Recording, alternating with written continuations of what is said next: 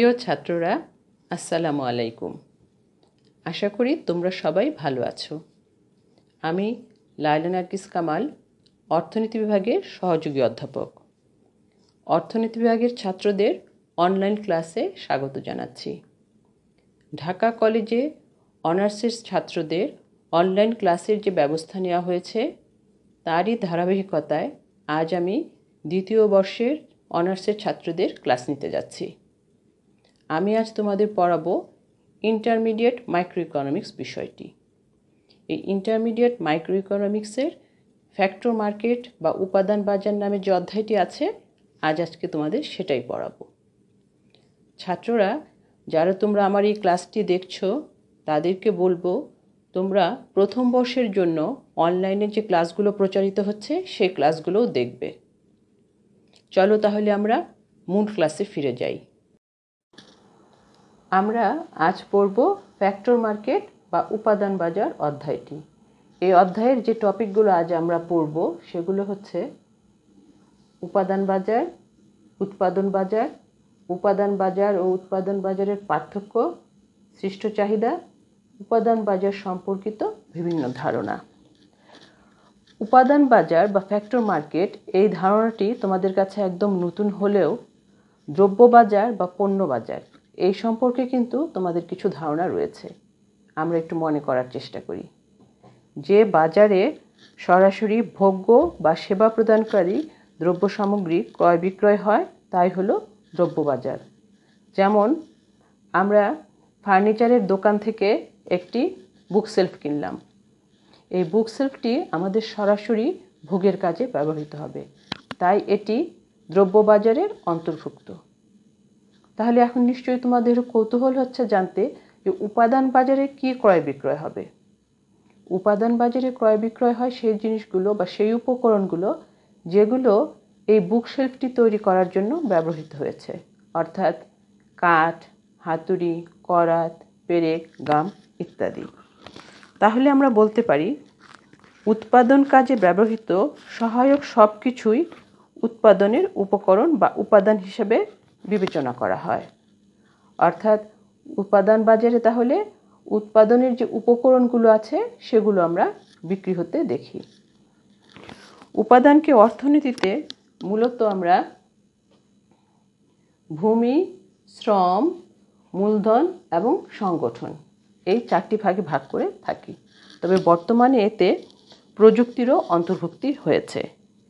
উপকরণ বাজারে এ সমস্ত দ্রব্য সামগ্রী ক্রয় বিক্রয় করা হয়।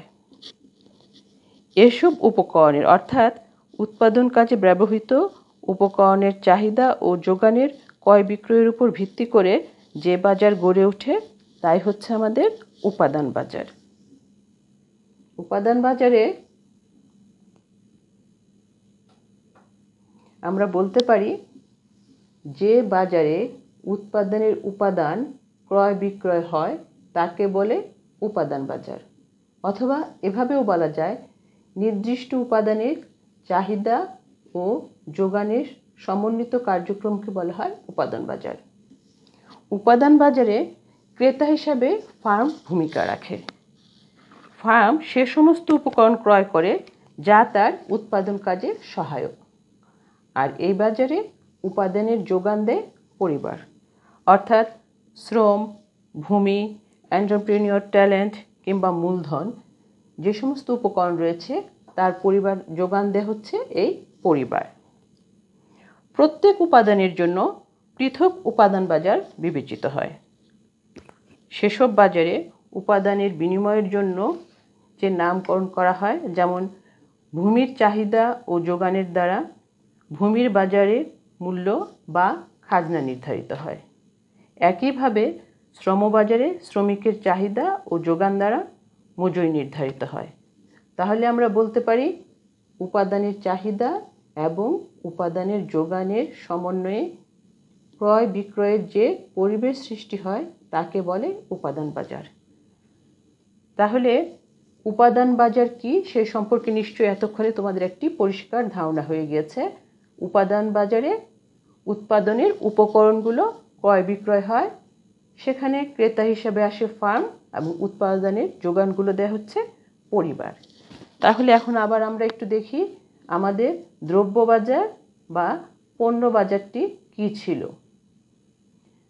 আমাদের দ্রব্যবাজার বা পণ্য বাজারে বলা হয়েছে যে বাজারে উৎপাদিত পণ্য ক্রয় বিক্রয় হয় তাকে উৎপন্ন বাজার বা পণ্য বাজার বলা হয়। অর্থাৎ এই বাজারে ফিনিশ গুডস বিক্রি করা হয়, যে দ্রব্যগুলো আমরা সরাসরি ভোগের জন্য ব্যবহার করে থাকি। উৎপন্ন বাজারের প্রধানত উপাদান দুটি, একটি হচ্ছে পণ্যের চাহিদা, অপরটি হচ্ছে পণ্যের যোগান। এখানে একদল লোক পণ্যের চাহিদা করে এবং আরেক দল লোক পণ্যের যোগান দিয়ে থাকে। তাহলে আমরা উপাদান বাজার এবং উৎপন্ন বাজার এ দুটো বাজার সম্পর্কেই জানতে পেরেছি। এ থেকে আমরা দেখলাম যে দুটো বাজারের মাঝখানে কিছু সাদৃশ্য যেমন আছে, তেমনি আবার কিছু বৈসাদৃশ্য আছে। তাহলে আমরা এই সাদৃশ্য এবং বৈসাদৃশ্যগুলো সম্পর্কে এখন একটু জানব। উপাদান বাজার বনাম পণ্য বাজার। সাদৃশ্য: দ্রব্য বাজারে ক্রেতা কম দামে দ্রব্য পেতে চায় এবং বিক্রেতা বেশি দামে দ্রব্য বিক্রয় করতে চায়। ঠিক একইভাবে উপাদান বাজারে উপাদানের ক্রেতা কম দামে উপাদান পেতে চায় বা নিয়োগ করতে চায়, বিক্রেতা চায় উপাদান যোগান বাবদ বেশি দাম। এ দ্বারা আমরা কি বুঝতে পারলাম যে আমি যখন একজন ক্রেতা হিসাবে ভোগ্যপণ্য ক্রয় করতে চাই, অর্থাৎ আমি একটি কলম কিনতে চাই, আমি দোকানে গিয়ে কলমটি কম দামে কিনতে চাচ্ছি, কিন্তু যিনি বিক্রেতা তিনি চাচ্ছেন বেশি দামে কলমটি আমার কাছ থেকে বিক্রি করতে।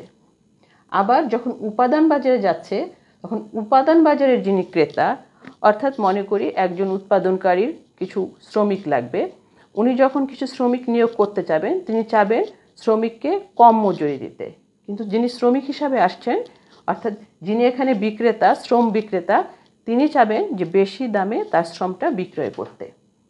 তাহলে এক্ষেত্রে উপাদান বাজার এবং দ্রব্য বাজার দুই বাজারেই ক্রেতা বিক্রেতার বৈশিষ্ট্যটি একই রকম। আরেকটি সাদৃশ্য হচ্ছে উভয় বাজারেই চাহিদা ও যোগানের মিথস্ক্রিয়া বা ইন্টারাকশনের মাধ্যমে ভারসাম্য দাম ও পরিমাণ নির্ধারিত হয়। অর্থাৎ দুটি বাজারেই চাহিদা এবং যোগান যেখানে ইন্টারসেকশন হয় সেখানে আমাদের ভারসাম্য দাম এবং যোগানের পরিমাণ নির্ধারিত হয়ে থাকে। এখন আমরা দেখি এই দুই বাজারের বৈসাদৃশ্যগুলো কি কি আছে। দ্রব্য বাজারে ভোক্তা দ্রব্য ও সেবার চাহিদার মাধ্যমে যেরকম তৃপ্তি পায়, কিন্তু উপাদান বাজারের উপাদানের চাহিদা থেকে এরূপ কোনো তৃপ্তি খুঁজে পায় না।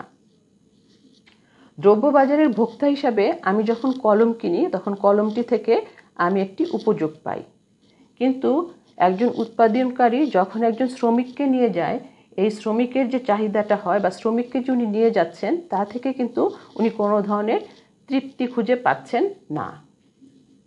পণ্য বাজারে জনগণ বা পরিবারসমূহের দিক থেকে পণ্যের চাহিদা সৃষ্টি হয়, পক্ষান্তরে উপাদান বাজারে উৎপাদনকারী ফার্মসমূহের পক্ষ থেকে উপাদানের চাহিদা সৃষ্টি হয়।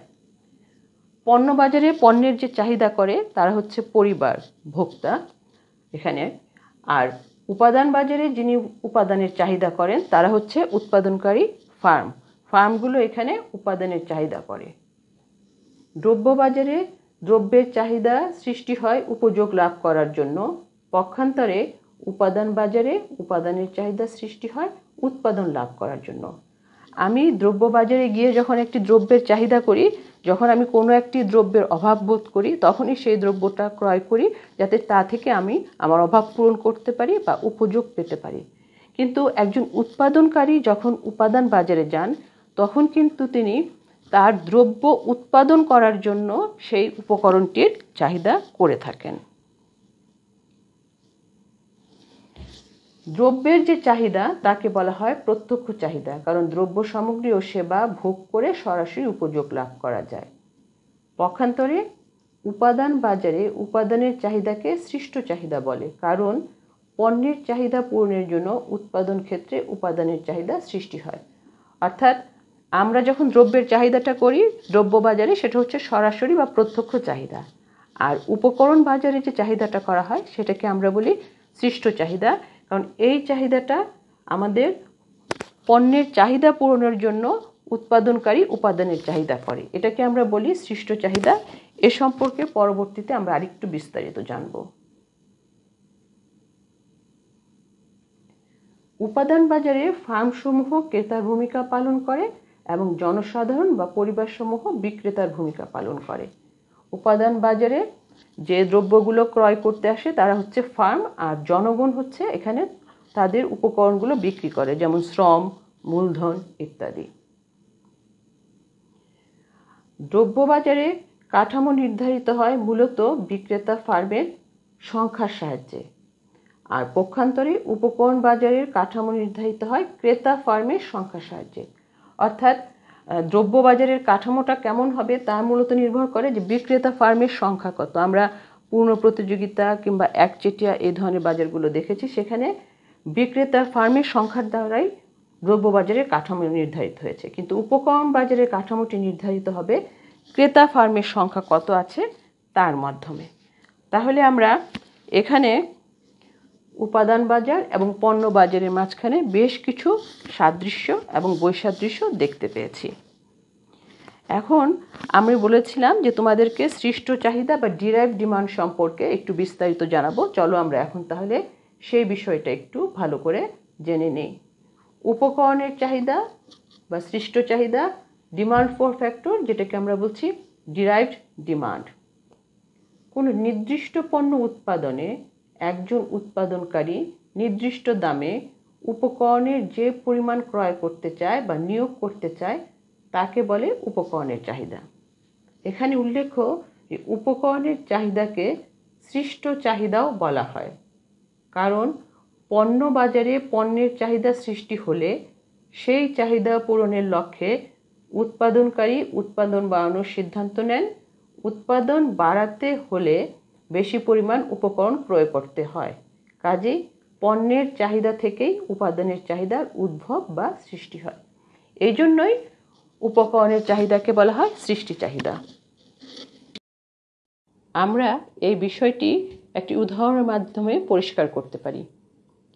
ঈদের সময় দেখা যায় যে আমাদের তৈরি পোশাকের চাহিদা অনেক বেড়ে যায়। এ অবস্থায় যে সমস্ত ফার্মগুলো পোশাক তৈরি করে তারা শ্রমিকের চাহিদা বাড়িয়ে দেয়, অর্থাৎ অতিরিক্ত পোশাক শ্রমিক নিয়োগ করে এই উৎপাদনের পরিমাণটি বাড়ানোর চেষ্টা করে। তাহলে দেখা যাচ্ছে যে আমরা পোশাকের চাহিদা করছি, অর্থাৎ একটি দ্রব্যের চাহিদা করছি, সেই দ্রব্যের যোগান বৃদ্ধি করার জন্য ফার্মগুলো শ্রমিকের চাহিদা অর্থাৎ উপকরণের চাহিদাটা বাড়িয়ে দিচ্ছে। তাহলে উপকরণের চাহিদাটা কেন সৃষ্টি হলো? উপকরণের চাহিদা বেশি সৃষ্টি হলো কারণ দ্রব্যের চাহিদা বৃদ্ধি পেয়েছে। তাহলে দেখা যাচ্ছে যে এখানে উপকরণের চাহিদা বৃদ্ধির পিছনে দ্রব্যের চাহিদা বৃদ্ধির একটি সহায়ক ভূমিকা রয়েছে। আর এজন্যই উপকরণের চাহিদাটাকে বলা হয় ডিরাইভড ডিমান্ড বা উদ্ভূত চাহিদা, অর্থাৎ অন্য একটি দ্রব্যের চাহিদা বৃদ্ধির ফলে এই উপকরণটির চাহিদা বৃদ্ধি পায়। তাহলে এবার নিশ্চয়ই বিষয়টি বুঝতে আর তোমাদের কষ্ট হবে না যে কেন উপকরণের চাহিদাকে সৃষ্ট চাহিদা বলা হয়। অর্থাৎ উপকরণের চাহিদাকে সৃষ্ট চাহিদাও বলা হয় কারণ পণ্য বাজারে পণ্যের চাহিদা সৃষ্টি হলে আমাদের উদাহরণে তৈরি পোশাক, সেই চাহিদা পূরণের লক্ষ্যে উৎপাদনকারী অর্থাৎ পোশাক উৎপাদনকারী আমাদের উদাহরণে উৎপাদন বাড়ানোর সিদ্ধান্ত নেন এবং উৎপাদন বাড়াতে হলে বেশি পরিমাণ উপকরণ ক্রয় করতে হয়। এখানে আমরা বলেছি পোশাক শ্রমিক নিয়োগ করেছেন। কাজেই পণ্যের চাহিদা থেকেই উপাদানের চাহিদার উদ্ভব বা সৃষ্টি হয় এবং এর ফলেই উপকরণের চাহিদাকে বলা হচ্ছে সৃষ্ট চাহিদা। উপাদান বাজার সম্পর্কে আরও বিস্তারিত আলোচনার পূর্বে আমরা এবার এ বাজারে আলোচিত কিছু মৌলিক ধারণা সম্পর্কে জানব। প্রথমেই আমরা যা সম্পর্কে জানব সেটি হচ্ছে প্রান্তিক উৎপাদন বা মার্জিনাল প্রোডাক্ট অথবা এমপি। উৎপাদন কাজে অন্যান্য উপাদানগুলোর নিয়োগের পরিমাণ স্থির রেখে একটি পরিবর্তনযোগ্য উপাদান অতিরিক্ত একক বাড়ানো হলে মোট উৎপাদনের যে পরিবর্তন হবে সেই পরিবর্তিত পরিমাণ হলো পরিবর্তনযোগ্য উপাদানের প্রান্তিক উৎপাদন। এখানে প্রান্তিক উৎপাদনকে পরিমাণগত দিক থেকে বিবেচনা করা হয়েছে ঠিকই, কিন্তু সেই পরিমাণ কি বস্তুভিত্তিক না মূল্যভিত্তিক এ সম্পর্কে পরিষ্কার করে কিছু বলা হয়নি। পরের ধারণাগুলো থেকে সেটি আমাদের পরিষ্কার হয়ে যাবে। প্রথমে আমরা জানব প্রান্তিক বস্তুগত উৎপাদন বা মার্জিনাল ফিজিক্যাল প্রোডাক্ট অথবা এমপিপি সম্পর্কে। এখানে বলা হচ্ছে পরিবর্তনীয় উপাদানের অতিরিক্ত একক নিয়োগ থেকে মোট উৎপাদন বস্তুগতভাবে যতটা পরিবর্তিত হয় তাই হলো প্রান্তিক বস্তুগত উৎপাদন। অর্থাৎ একটি পরিবর্তনীয় উপাদান যদি আমরা 1 একক বেশি নিয়োগ করি তাহলে মোট উৎপাদনের যে বস্তুগতভাবে যতটা পরিবর্তন হচ্ছে তাই হচ্ছে আমাদের প্রান্তিক বস্তুগত উৎপাদন কিংবা মার্জিনাল ফিজিক্যাল প্রোডাক্ট। আবার বলা যায় উপাদান নিয়োগের পরিবর্তনের ফলে উৎপাদনের পরিমাণের যে পরিবর্তন হয় এদের অনুপাতকেও বলা হয় প্রান্তিক বস্তুগত উৎপাদন। এটি যদি আমরা একটা ফাংশনের মাধ্যমে দেখি তাহলে বলতে পারি Q is the function of L K. এখানে কিউ হচ্ছে উৎপাদন, এফ ফাংশন, এল হচ্ছে শ্রম, কে মূলধন। এখন যদি আমি শ্রমের প্রান্তিক বস্তুগত উৎপাদনশীলতা বা এমপিপি অফ এল বের করি তাহলে আমরা বের করব del Q by del L. এখানে আমরা দেখছি যে ডেল এল এর পরিবর্তনের ফলে আমাদের কোয়ান্টিটি বা কিউ এর উৎপাদনের কি পরিমাণ পরিবর্তন হয়েছে, অর্থাৎ শ্রমিকের 1 একক পরিবর্তনের ফলে আমাদের বস্তুগত উৎপাদন কতটুকু বৃদ্ধি পেয়েছে সেটা আমরা এখান থেকে বের করতে পারি। আর মূলধনের প্রান্তিক বস্তুগত উৎপাদনশীলতা যদি বের করতে চাই অর্থাৎ এমপিপি অফ কে বের করতে চাই তাহলে ডেল কিউ বাই ডেল কে এর মাধ্যমে আমরা বের করতে পারি। এটি একটি আমরা নর্মালি গাণিতিক উদাহরণের মাধ্যমেও বুঝতে পারি। মনে করি কোনো একটি ফার্মে 10 জন শ্রমিক কাজ করে এবং তারা 100 একক উৎপাদন করে। যদি এখন সেই ফার্মটি 11 জন শ্রমিক নিয়োগ করে তাহলে দেখা গেল যে উৎপাদনের পরিমাণ বেড়ে 110 একক হয়েছে। এখন এই যে অতিরিক্ত 10 একক সেটি হচ্ছে সেই শ্রমিকের এমপিপি বা প্রান্তিক বস্তুগত উৎপাদন। অর্থাৎ একজন শ্রমিক অতিরিক্ত নিয়োগ করার ফলে উৎপাদন 10 একক বৃদ্ধি পেয়েছে। এটাই হচ্ছে আমাদের প্রান্তিক বস্তুগত উৎপাদন। এরপরে আমরা দেখছি প্রান্তিক আয় উৎপাদন বা মার্জিনাল রেভিনিউ প্রোডাক্ট বা এমআরপি। এখানে বলা হচ্ছে একটি উপাদানের অতিরিক্ত একক নিয়োগ থেকে মোট আয়ের ক্ষেত্রে যে পরিবর্তন ঘটে তাকে বলে প্রান্তিক আয় উৎপাদন। এক্ষেত্রে অন্যান্য উপাদান বাবদ যে খরচ সেটি অপরিবর্তিত থাকে। অর্থাৎ এখানে এমআরপি অফ এল যদি আমি বের করি তাহলে del TR by del L, অর্থাৎ শ্রমিকের 1 একক নিয়োগ করার ফলে যে টোটাল রেভিনিউ বা আয়টা হচ্ছে সেখানে কি পরিবর্তন হয়েছে। তো শ্রমিকের পরিবর্তন করার ফলে আমার টোটাল আয়ের যে পরিবর্তন হচ্ছে সেটাকে আমরা বলছি এমআরপি অফ এল। আবার অন্যভাবেও বলা যায় যে প্রান্তিক বস্তুগত উৎপাদন বা এমপিপিকে যদি আমরা প্রান্তিক আয় এমআর বা মার্জিনাল রেভিনিউ দ্বারা গুণ করি তাহলে যা পাওয়া যাবে তাকেই বলা হবে প্রান্তিক আয় উৎপাদন। আমরা এটি সূত্রের সাহায্যে দেখলে দেখতে পাচ্ছি MRP equal to MPP into MR. এখানেও আমরা বলতে পারি যে ধরে নিচ্ছি কোনো একটি ফার্মের এমপিপি বা প্রান্তিক বস্তুগত উৎপাদন হচ্ছে 10 একক আর এমআর হচ্ছে 50 টাকা। তাহলে এমআরপি কত হবে আমাদের, যে 10 ইন্টু 50 অর্থাৎ 500 টাকা হচ্ছে আমাদের প্রান্তিক আয় উৎপাদন। এরপরে রয়েছে আমাদের